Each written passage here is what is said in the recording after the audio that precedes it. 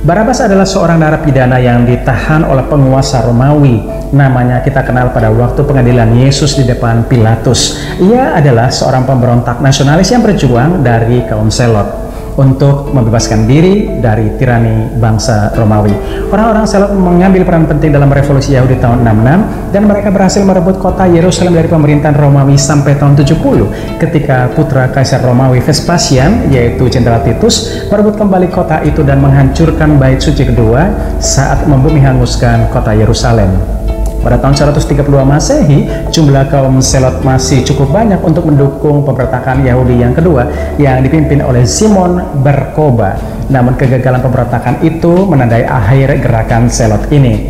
Barabas sendiri adalah penjahat bak Robin Hood yang kemudian dibebaskan dalam sebuah pertukaran ilahi atau divine exchange pada sidang agung di mana domba Paskah, yaitu Yesus Kristus yang telah diperiksa di hadapan manusia dan Allah, ia dinyatakan oleh pemegang otoritas hukum di situ, yaitu Pilatus, sebagai yang tidak bernoda atau tidak bersalah, namun kemudian pantas menerima hukuman pengganti bagi Barabas. Injil Markus dan Matius melaporkan adanya kebiasaan untuk membebaskan seorang tahanan pada hari Paskah tersebut. Injil Yohanes menyebut hal ini sebagai adat Yahudi yang diterima dan ditawarkan oleh Pilatus sebagai opsi.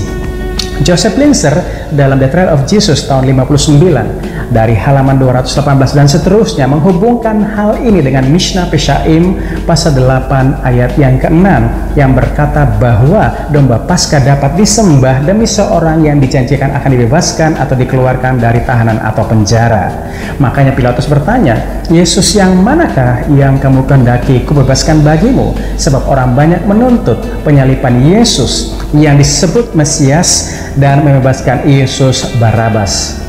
Origenes, Bapak Gereja, mencatat bahwa bacaan itu sudah lama pada zamannya, dan jika ini benar adalah nama lengkap Barabas, yaitu Yesus Barabas, maka tawaran Pilatus Yesus Barabas atau Yesus Kristus ini sangat melukai hati orang Kristen. Kata Aram yang berarti anak bapak, atau lebih tepatnya anak laki-laki bapak, ini sebagai simbol pertukaran tempat, bahwa bapak rela menggantikan posisi deadlock anaknya yang harusnya menanggung hukuman dan beban yang harus dipikulnya sendiri, namun justru memperoleh way out atau jalan keluar dan dibebaskan. Serunya, namanya bukan hanya Barabas yang berarti anak bapak, tetapi ada Yesus Barabas, yaitu keselamatan anak bapak.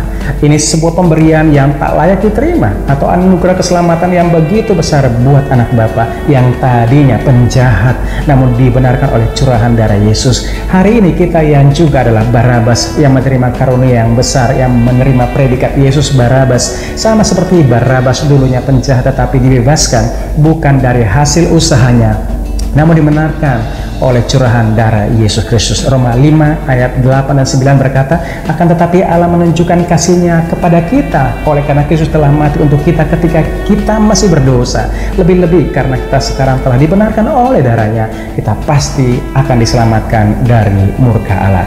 Saya Jamie Judispa, miliki Yesus, miliki segalanya.